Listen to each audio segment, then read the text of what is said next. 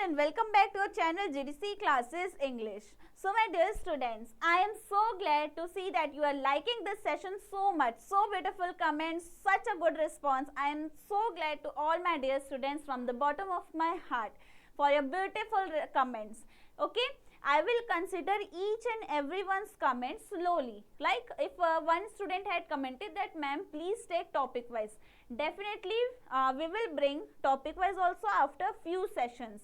Okay, so wait for it. We will definitely complete your demands. Okay, now let's start the day 5 of your daily pharma dose, which is equally responsible for each and every pharma aspirants competing for GPAT examinations, NIPER pharmacist or DI examinations. Right, let's start our session with the first question. And the question says, evaporation is inversely proportional to atmospheric pressure and that proportional surface area. Okay, evaporation. Since our childhood we had learned a single definition what is evaporation, that the water changes its liquid state into your gaseous state. In liquid state the molecules are closer, in gaseous state the distance is there is more distance between the two molecules. Okay, so what happens whenever evaporation takes place? It is inversely proportional to atmospheric pressure. Okay, fine. If for example, just imagine this is our room. Okay, I have placed a burner and in your conical flask, this is your conical flask, now water is boiling. Okay, fine. I am preparing an artificial room. Okay, now what will happen? At 100 degrees Celsius the water will start to boil and the vapors will now arise. These are the vapors which will spread throughout your air. How much area you will provide? They will spread as much as they can. Fine. Now we will provide certain amount of pressure from above. From above of this jar we will provide certain amount of pressure. What will happen? The two molecules of gaseous form will now come closer to each other. Okay, they will come closer to each other.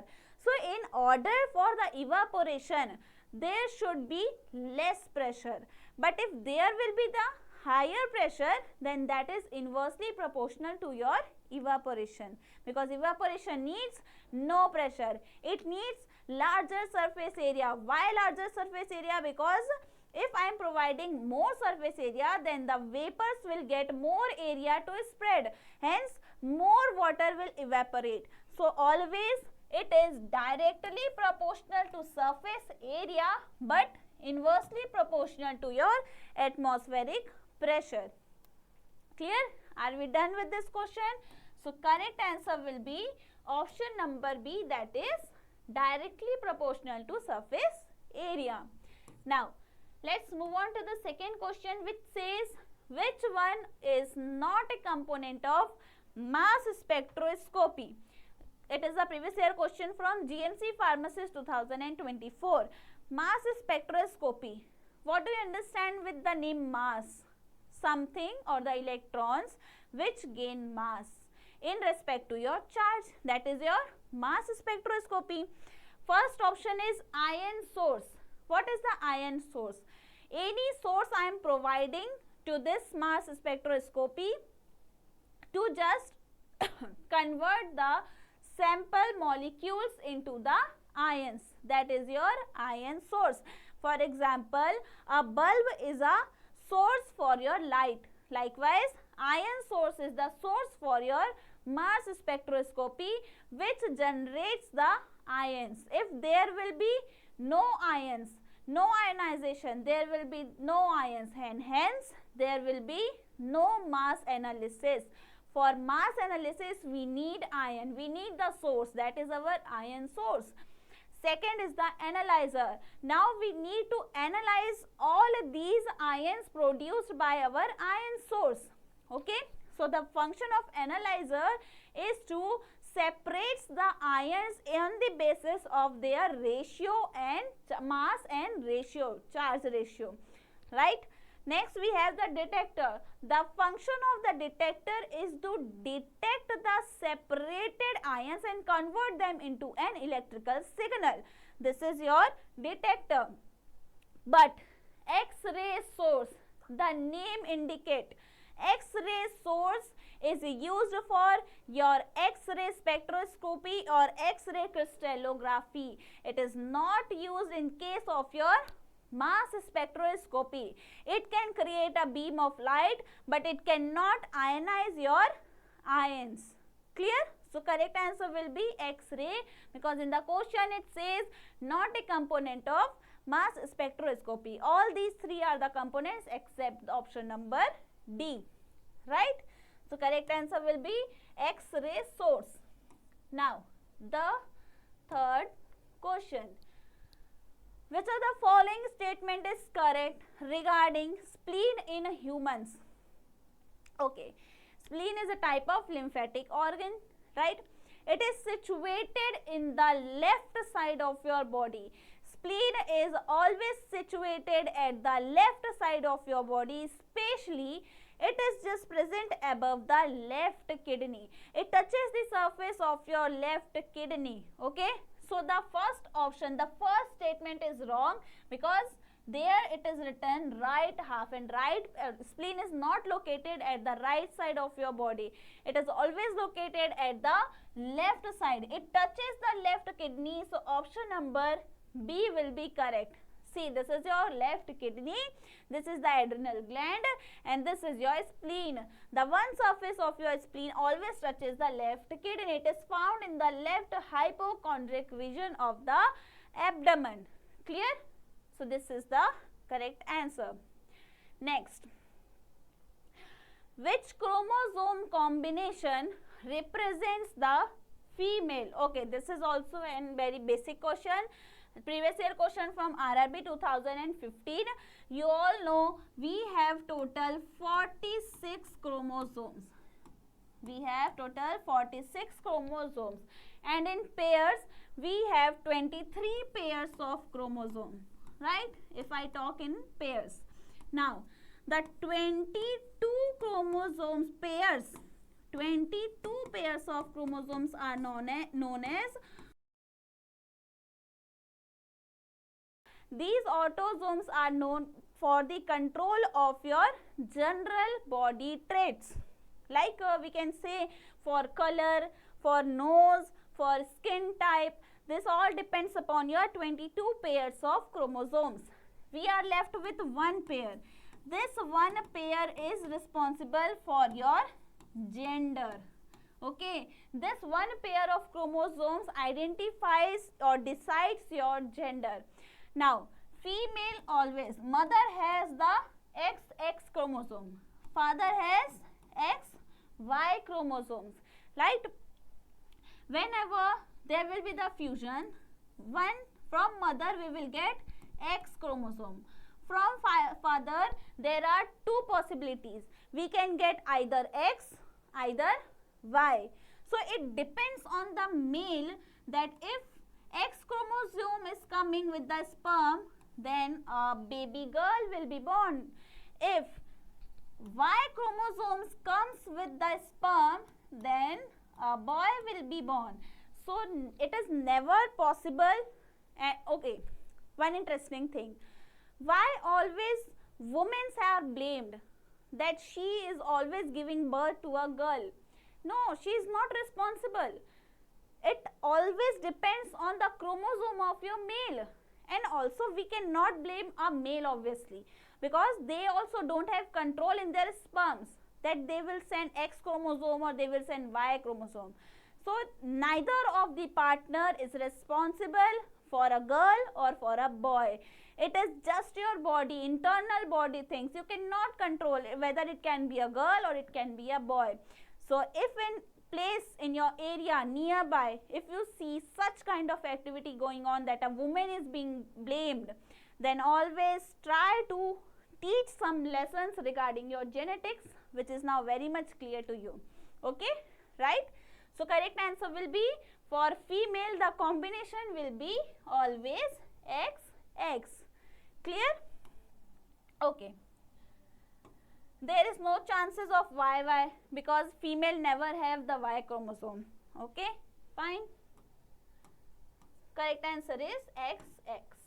Now, let's move on to the fifth question.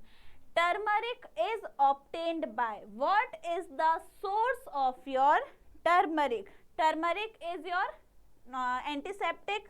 Also, it is used as a spice in our food. Second, okay. So, the botanical source of turmeric is your 𝘾𝙀𝙎𝙬𝙧. It is a type of antiseptic as well as used in some spices. Next, we have Seneglia catechu. Catechu means your katha. I think everyone has just eaten the pan. In pan, some brown paste is always applied. That is your catechu. It is a type of astringent. Next, we have Pterocarpus. This is your Kino, or we can say Vijayasar, I think, right? Okay, so it is a type of anti-diabetic agent, right? Next, we have cotton licheri. That is your dragon's blood, and this is a type of your wound healer. Okay, so correct answer will be 𝘾𝙀𝙎𝙬𝙧. Okay, right? Fine. Next, we have the sixth question. Example of HMG-CoA reductase inhibitor. Okay, HMG-CoA reductase inhibitor. What is the mechanism of action of your HMG-CoA reductase inhibitor? Reductase, the name says it is a type of enzyme which is responsible for inhibiting HMG-CoA. Okay, fine. Now, this HMG-CoA reductase inhibitor is responsible for your production of, we can say it is used in hyperlipidemia, or it is used in to lower your low density lipoprotein known as the bad cholesterol of your body. This is the mechanism of action for your HMG-CoA reductase inhibitor, and the drugs which comes in this category are from the statins. Okay, from this statin you can understand statins represents inhibitor. Sorry, right? The drugs are atorvastatin, then rovastatin, etc. Next, we have the fibrate. These fibrates are now responsible for increase in the level of your high density lipoprotein, as well as they decreases the level of your very low density lipoprotein by activating PPAR alpha enzymes. It always increases the lipid oxidation and lowers the triglycerides, that is your fat. Correct? Next, we have oxacin. Oxacin as well as your psyllin. These are the types of your antibiotics. Psyllin means amoxicillin, penicillin. Oxacin is your ciprofloxacin, levofloxacin. These are the types of antibiotics. This inhibits the DNA gyrase or topoisomerase 4 enzyme. This inhibits your bacterial cell wall. Clear? So, these two never can be the correct answer. Also, fibrate is responsible for your HDL, increasing HDL. So, inhibiting process is done by statins only. Clear? So, correct answer is option number A. Next, we have choose the denaturation temperature of DNA. That is our DNA is always a double helical structure, right? DNA is a double helical structure. So, at 30 degrees Celsius, it is the very low temperature. It cannot cause any harm to our DNA. 100 degrees Celsius, this is the water boiling temperature. It can degrade your DNA. We have 95 degrees Celsius. At 95 degrees Celsius, this is the perfect temperature for our DNA to divide into from two strand to a single stranded DNA. This is the perfect temperature for it. Clear? As at 95 degrees Celsius, the hydrogen bond between the base pairs are broken.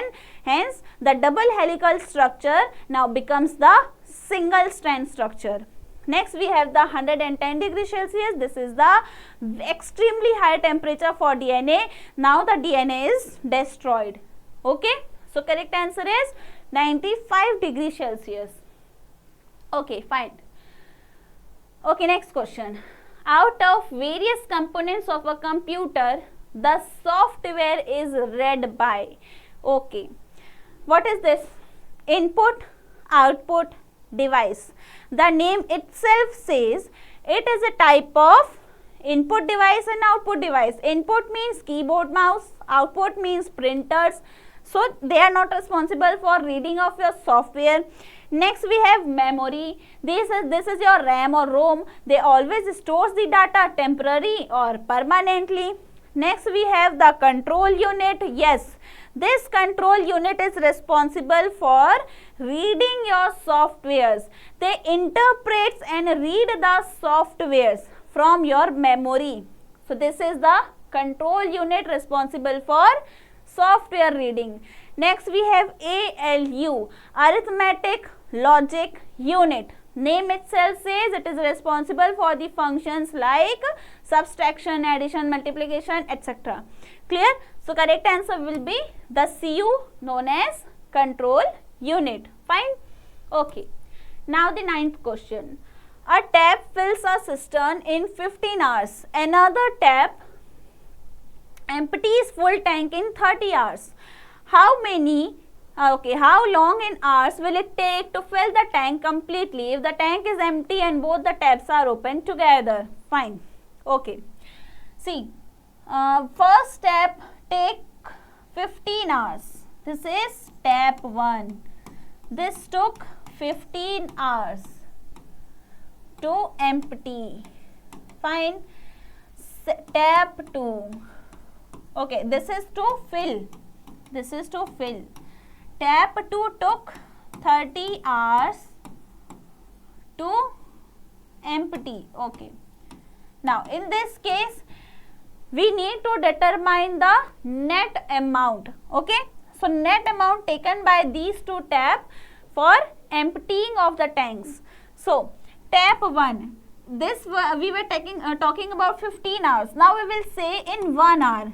In 1 hour, tap 1 will take 1 divided by 15 hours to fill a tank. Second tap will take in 1 hour 1 upon 30. Clear? This is the basic thing. Okay, fine. Now we need to find out the net amount. So 1 upon 15 minus 1 upon 30. Now what will happen? We need to equalize the denominators for our sum process. So how we will equalize? This 1 upon 15 we can multiply by 2. So 2 into 30.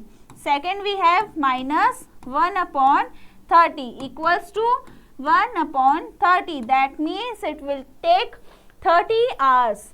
Both the tank will take 30 hours to empty. Okay, if they are open together.